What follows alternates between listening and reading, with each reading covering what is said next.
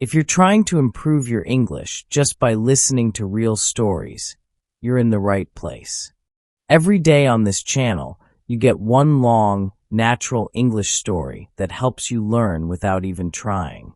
No pressure, no grammar lessons, just relaxing and enjoyable listening. So if you want to keep learning English the easy way, make sure to like this video, subscribe to the channel, and turn on the bell. New immersive stories come out every single day, written just for learners like you. Now let's begin today's story. He hadn't planned to go to the market that day. He wasn't searching for anything special. No list in his pocket, no recipe waiting at home, no gift to buy. It was just one of those days when the world outside the window looked too loud to ignore. He needed to move, needed to be part of the noise, not stuck behind it. So he walked toward the part of the city where the market came alive every week. The closer he got, the more the sounds pulled him in. Voices talking fast, sellers calling out prices, bags rustling, shoes clicking on stone. It was like the whole city was squeezed into a few narrow streets. And it moved, breathed, and spoke all at once. He entered the market like a small wave entering a storm. At first, everything felt too fast, too bright, too full. Fruits stacked like small mountains. Tables filled with clothes and leather bags.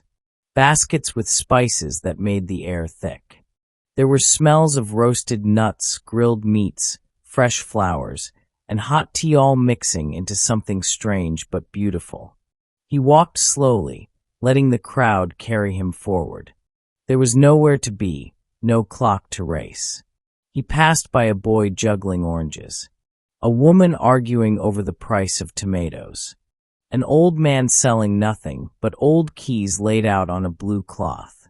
He moved past them all, not really stopping. The noise filled his ears. People laughed, shouted, asked, answered. Somewhere in the distance, someone played a drum. His heartbeat tried to match the rhythm, but failed. It was too much. Still, he kept walking. Suddenly, in the middle of it all, he found a corner. A place almost no one noticed. Behind a wooden cart filled with scarves, there was a small alley. It wasn't hidden, but it also wasn't obvious. People walked past it without looking. He didn't know why he turned toward it. He just did. The alley was narrow, cool, and silent. Just a few steps inside, and the noise from the market melted into a soft hum. The stone walls on both sides were old and rough. Ivy grew in little cracks. A single window above let in some afternoon light. There were no signs, no smells, no sounds, just the quiet air and the soft sound of his own breath. He stood there for a moment and closed his eyes. It felt like the first deep breath in hours. The kind that reaches your chest and then your stomach. The kind that makes you feel something shift inside. There was nothing special about the alley. No magic. No history. But to him, it felt like a secret. A pocket of peace stitched into the heart of chaos. He leaned against the wall and let his thoughts slow down. Time passed, though he didn't know how much. The world outside kept spinning, shouting, rushing. But inside that little space, everything stopped.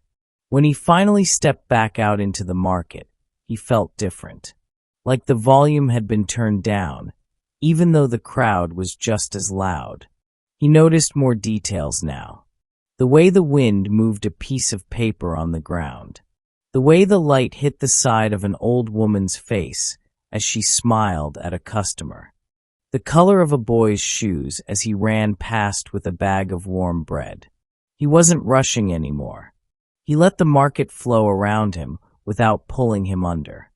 He bought a small bag of dried figs from a man with a long beard. He didn't need them, but the man's quiet eyes made him pause. They exchanged a nod. That was enough. Later, he found a bench at the edge of the market near a wall covered in ivy. He sat there with his figs, watching people come and go.